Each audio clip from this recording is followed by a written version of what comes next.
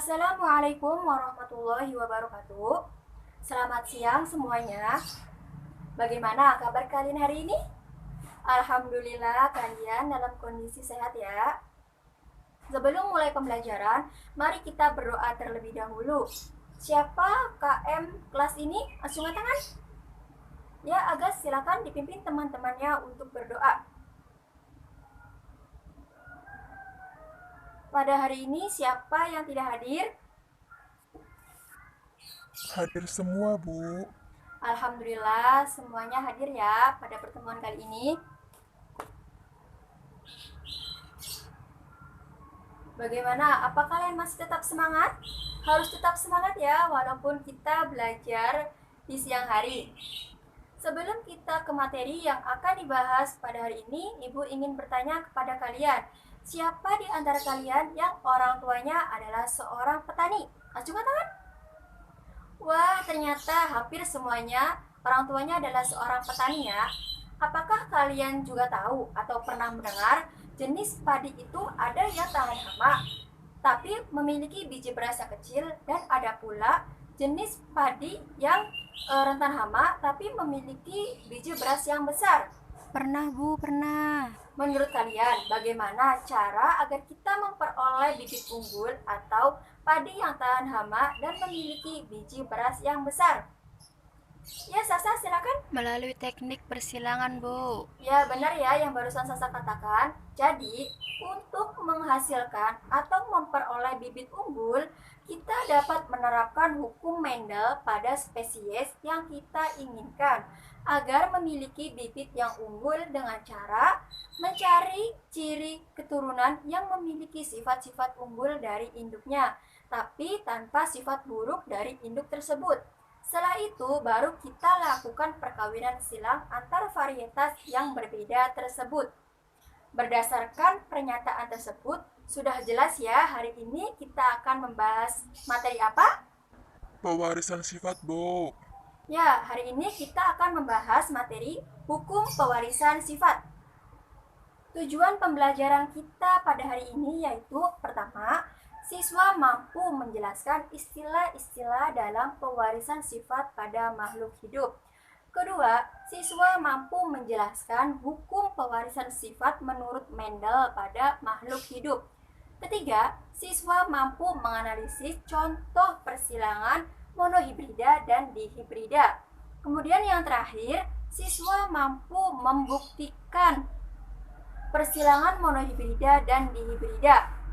Manfaat pembelajaran kita pada hari ini yaitu untuk membantu kalian memahami dasar dari pewarisan sifat, sehingga kalian dapat memahami cara-cara mengembangkan tanaman maupun hewan yang memiliki kualitas unggul melalui persilangan. Oke, materi yang akan dibahas pertama yaitu mengenai istilah-istilah dalam pewarisan sifat. Istilah-istilah dalam pewarisan sifat. Pertama, parental atau induk. Kedua, filial atau keturunan. Tiga, gamet atau sel kelamin. Kemudian empat, ada fenotip yang merupakan ekspresi sifat individu yang dapat dilihat oleh indera. Sedangkan genotip merupakan ekspresi sifat individu yang tidak dapat terlihat dan terekspresi dalam gen. Keenam, dominan merupakan sifat yang muncul atau menutupi sifat yang lain. Selanjutnya, resesif merupakan sifat yang tertutupi oleh sifat yang lain. Kemudian, homozigot merupakan susunan gen pada organisme yang memiliki pasangan alel yang sama, seperti M kapital, atau T kecil.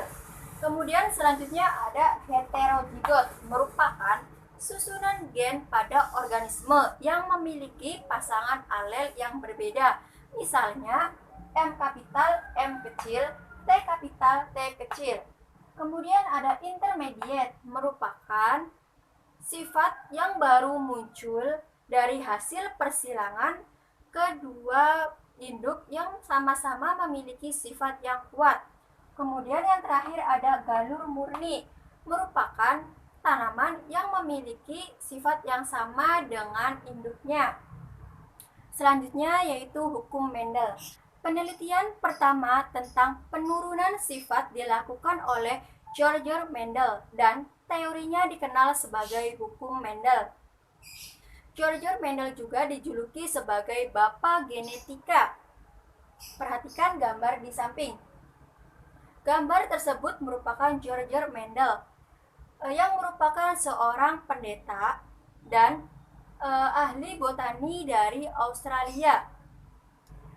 Percobaan persilangan yang biasa dilakukan oleh Mendel adalah menyerbuk silangkan dua varietas ercis galur murni yang saling kontraks. Mendel melakukan dua jenis persilangan, yaitu pertama, Mendel menyilangkan ercis dengan satu sifat beda yang dikenal dengan persilangan monohibrida, dan kedua, Mendel menyilangkan ercis dengan dua sifat beda yang dikenal dengan persilangan dihibrida. Persilangan hukum Mendel yang pertama yang akan kita bahas yaitu persilangan monohibrida. Perhatikan gambar di samping. Gambar tersebut merupakan penelitian pertama yang dilakukan oleh Mendel, yaitu menyilangkan ercis berbunga ungu dengan ercis berbunga putih. Ternyata seluruh keturunan pertama atau F1 adalah berbunga ungu. Ketika Mendel membiarkan tanaman F1 menyerbuk sendiri, sifat bunga berwarna putih muncul kembali pada keturunan F2. Keturunan F2 ini memiliki perbandingan 3:1, yaitu 3 berbunga ungu dan 1 berbunga putih. Menurut kalian, mengapa semua keturunan pertama menghasilkan bunga berwarna ungu dan mengapa ketika F1 disilangkan kembali dengan sesamanya menghasilkan F2 yaitu bunga berwarna ungu dan bunga berwarna putih dengan perbandingan 3:1? Gen putih tidak hilang. Gen bunga putih tidak bisa hilang. Ada lagi? Gen putih berhasil diwariskan. Oke, baik. Menurut penjelasan Mendel, faktor terwariskan atau gen untuk bunga putih yang merupakan sifat resesif tidak hilang atau hancur pada tanaman F1, melainkan tersembunyi atau tertutupi oleh keberadaan faktor bunga ungu yang merupakan sifat dominan. Kemunculan kembali bunga berwarna putih ini pada generasi F2 merupakan bukti bahwa faktor terwariskan yang menyebabkan bunga putih tidak lemah atau hancur oleh faktor bunga ungu yang ada bersama-sama dalam hibrid F1. Berdasarkan hasil penelitian persilangan tersebut, Mendel mengemukakan rumusan yang disebut dengan hukum Mendel 1 atau hukum segregasi. Hukum segregasi menyatakan bahwa terjadinya pemisahan gen secara bebas pada waktu pembentukan gamet di parental 2 apabila salah satu induk mempunyai sifat dominan penuh dan induk yang lain bersifat resesif, maka dilanjutkan dengan menyilangkan individu sesama F1. Kemudian akan menghasilkan keturunan F2 dengan 3 macam genotip dan 2 macam fenotip. Contoh persilangan untuk monohibrid yang dominan penuh yaitu pertama, parental 1 bunga merah disilangkan dengan bunga yang berwarna putih. Untuk genotipnya bunga merah yaitu M kapital, dan untuk bunga putih yaitu M kecil. Untuk gamet dari bunga merah yaitu M besar, dan untuk bunga putih yaitu gametnya M kecil. Filial pertama atau keturunan pertama dari persilangan bunga merah dan bunga putih yaitu M besar, M kecil. Karena ini merupakan sifat merah sifat dominan terhadap putih, maka keturunan pertama dihasilkan berwarna merah. Kemudian sesama F1 disilangkan. P2 M besar, M kecil disilangkan dengan M besar, M kecil. Kemudian untuk gametnya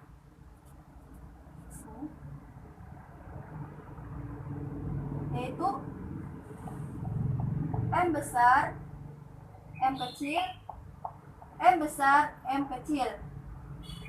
Ini kita kalikan silang, maka diperoleh F2-nya yaitu M besar,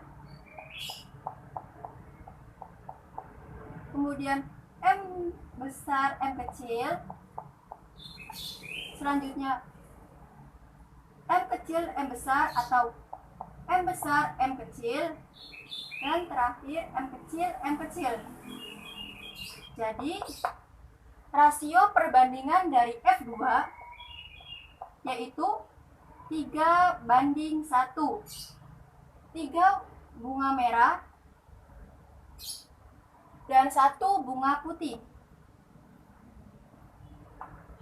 Selanjutnya yaitu apabila salah satu induknya mempunyai sifat dominan tidak penuh atau sebagian atau juga disebut dengan intermediate, maka persilangan individu sesama F1 akan menghasilkan 3 macam genotip dan 3 macam fenotip.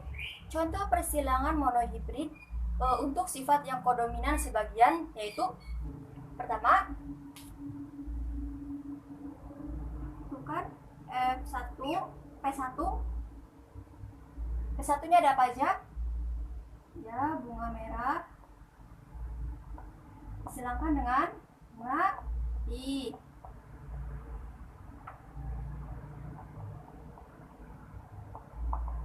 Apa genotip dari merah? Ya, Sisi. M kapital, M kapital. Boleh. M besar, M besar. Untuk putihnya M kecil ya. Untuk gamet yaitu M kapital untuk warna merah dan M kecil untuk warna putih. Keturunan pertama atau filial pertama dari persilangan ini, ada yang tahu akan menghasilkan bunga warna apa?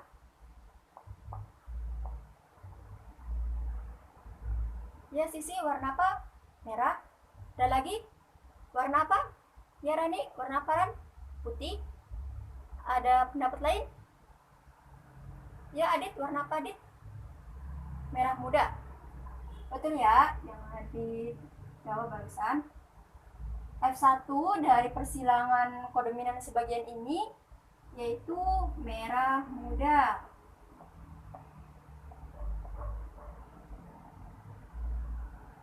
Ya, Sisi, kenapa? Kenapa F1-nya merah muda, Bu? Karena sifat dari bunga merah ini intermediate terhadap bunga warna putih, di mana pada F1 akan menghasilkan sifat yang warnanya itu perpaduan dari kedua induk tersebut. Karena kan intermediate ini merupakan sifat gabungan dari kedua induk tersebut. Hal ini terjadi karena kedua induk tersebut sama-sama memiliki sifat yang kuat. Oleh karena itu, F1-nya memiliki sifat gabungan dari kedua induk tersebut. Bagaimana? Apa bisa dipahami? Oke, kita lanjut ya. Untuk P2 kita silangkan sesama keturunan F1, yaitu M kapital, M kecil disilangkan dengan M kapital, M kecil. Untuk gametnya kita singkat aja dari G, yaitu M besar, M kecil, sininya M besar, M kecil. F2-nya kita silangkannya seperti biasa, yaitu M kapital,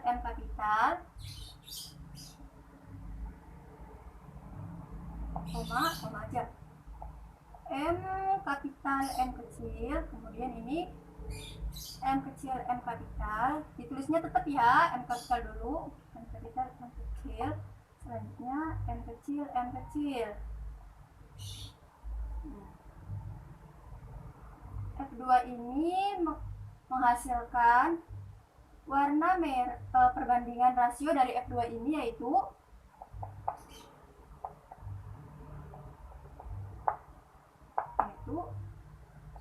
1:2:1. 1 ini warna merah, 2 ini warna merah muda,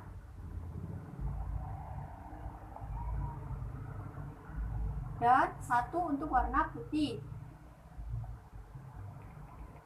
Persilangan Mendel yang kedua yaitu persilangan dihibrida atau hukum Mendel 2 atau dikenal juga dengan hukum pemilihan bebas. Hukum Mendel 2 ini menyatakan bahwa setiap pasangan alel akan bersegregasi terhadap pasangan alel-alel yang lain selama pembentukan gamet. Oke, yang pertama kita akan belajar mengenai cara menentukan gamet terlebih dahulu. Di sini contohnya ada kacang ercis biji bulat warna kuning dengan kacang ercis biji kisut warna hijau. Yang pertama, genotip homozigot dari contoh di atas yaitu B kapital, B kapital, K kapital, K kapital. B kapital ini merupakan gen pengkode dari bentuk bulat, sedangkan K kapital ini merupakan gen pengkode dari warna kuning. Gamet yang dihasilkan dari genotip homozigot ini yaitu satu macam gamet,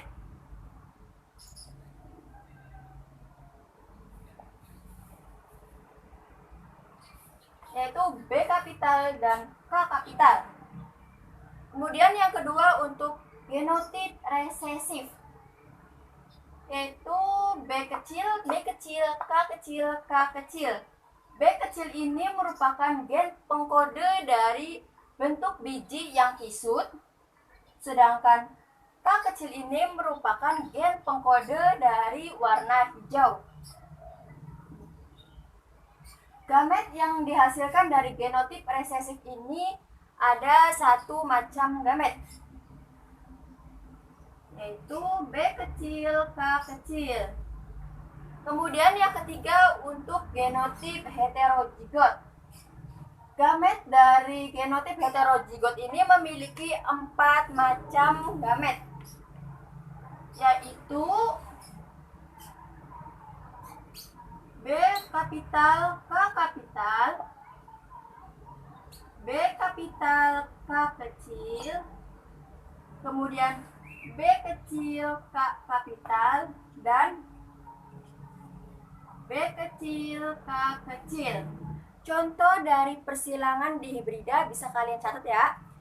Gandum sekam hitam batang tinggi disilangkan dengan gandum sekam putih berbatang pendek. Tentukan rasio F2 dan persentase keturunan dari gandum sekam hitam batang tinggi. Silakan kalian perhatikan papan tulis ya. P1-nya gandum sekam hitam batang tinggi yang memiliki genotip bisa kita tulis atau simbolkan dengan H besar, H besar, K besar, K besar. Disilangkan dengan gandum sekam putih berbatang pendek. Karena dia resesif, jadi kita tulis H kecil, H kecil, K kecil, K kecil. Kemudian untuk gametnya H besar, K besar, H kecil, kecil, Kak kecil. Keturunan pertama dari persilangan tersebut yaitu H besar, H kecil, K besar, K kecil. Kemudian kita silakan sesama F1.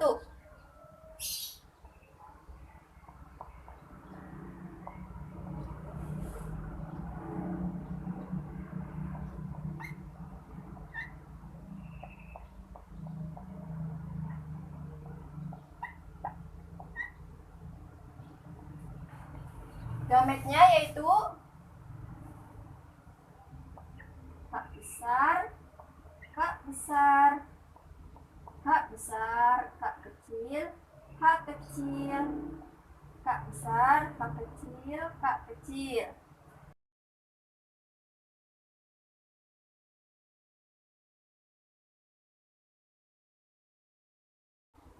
Untuk F2-nya bisa kita menggunakan tabel untuk mempermudah.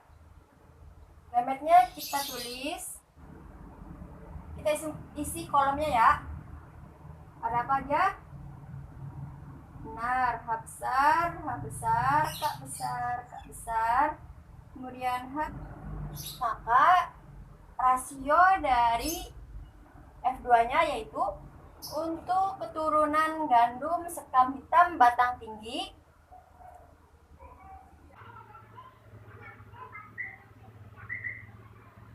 ada berapa? Ada 9 ya, keturunan dari gandum sekam hitam batang tinggi. Kemudian untuk keturunan gandum sekam hitam batang pendek ada berapa? Besar, K kecil. Ada 3 ya. Kemudian untuk keturunan gandum sekam putih batang tinggi ada berapa? Kita hitung lagi.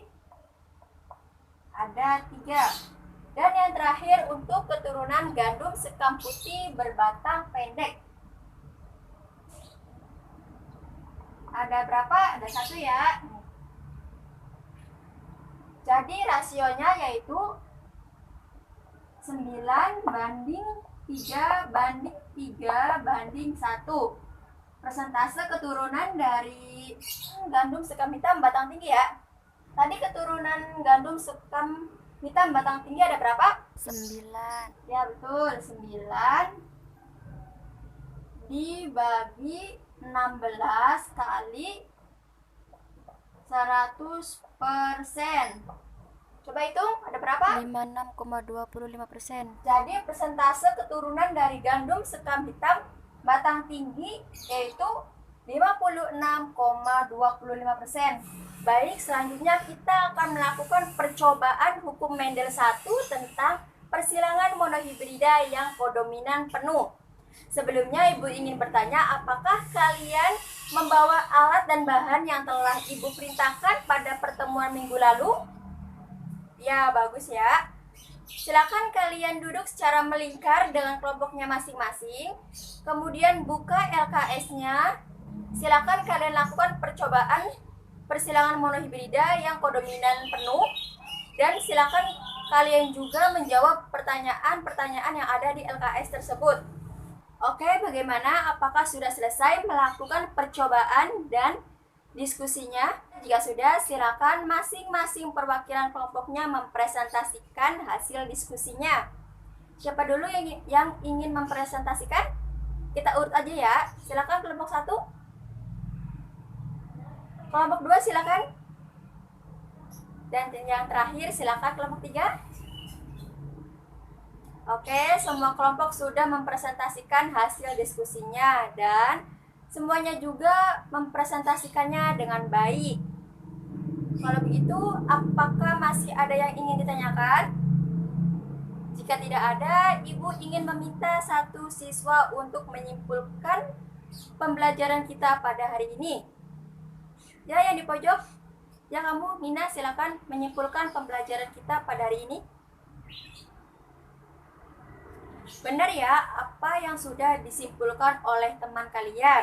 Jadi, Hukum pewarisan Mendel ini merupakan hukum yang mengenai pewarisan sifat pada organisme yang dijabarkan oleh George Johann Mendel dalam karyanya yaitu Percobaan mengenai persilangan tanaman.